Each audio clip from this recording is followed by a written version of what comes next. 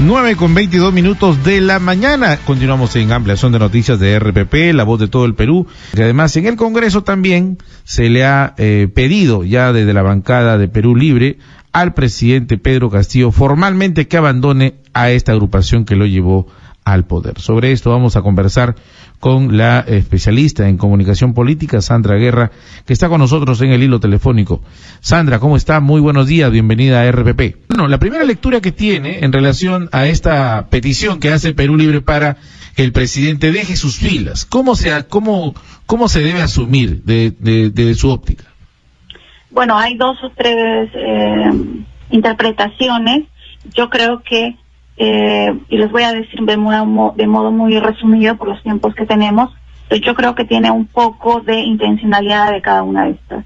Por un lado se trata de control y poder, sí, control y poder que para un grupo de la militancia de Perú Libre habría perdido cierto control y poder dicho partido en los últimos meses, ¿no? Básicamente que es tener el control de ciertos ministerios y ciertos cargos públicos clave, que ellos denominan cuota de poder, ¿no? Que siempre han reclamado desde el inicio de este gobierno y de hecho para muchos es lógico que lo deban tener.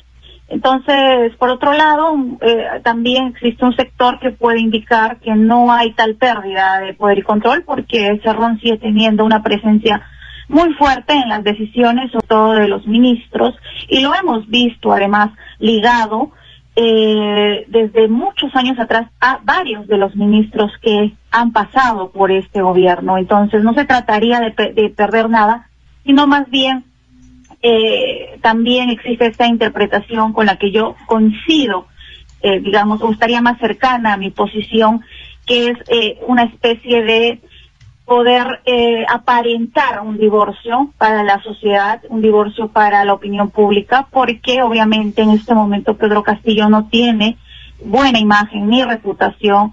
De hecho es un presidente investigado y está por ser acusado constitucionalmente, es más.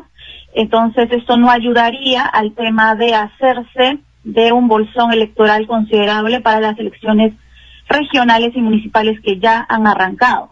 Entonces a Vladimir Cerrón no le interesa perder regiones, perder zona territorial, porque recuerden cómo ha nacido Perú Libre, de adentro hacia afuera, de campo a ciudad. Entonces esos bastiones son claves para su futuro político, como él denomina el futuro de su partido.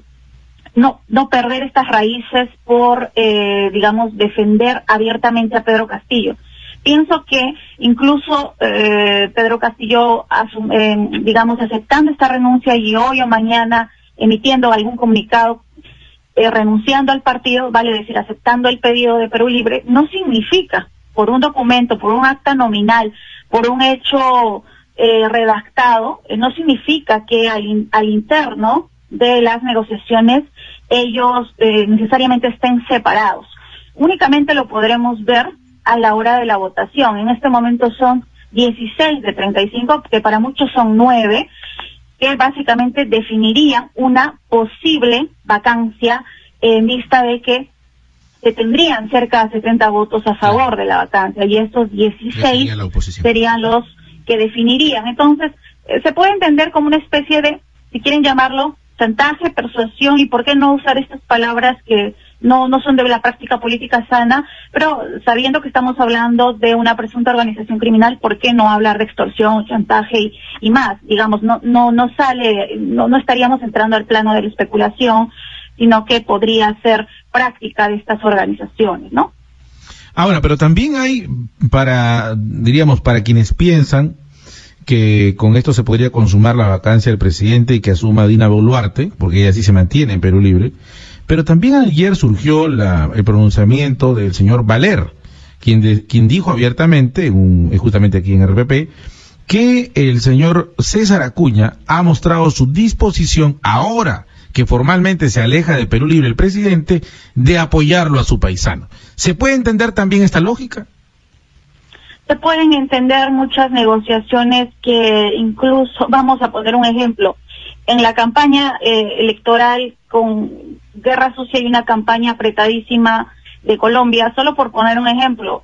Petro y Rodolfo estaban supuestamente separados. Ha pasado unas par de semanas de que Petro ganó la presidencia y ya está la foto en conjunto. ¿Por qué?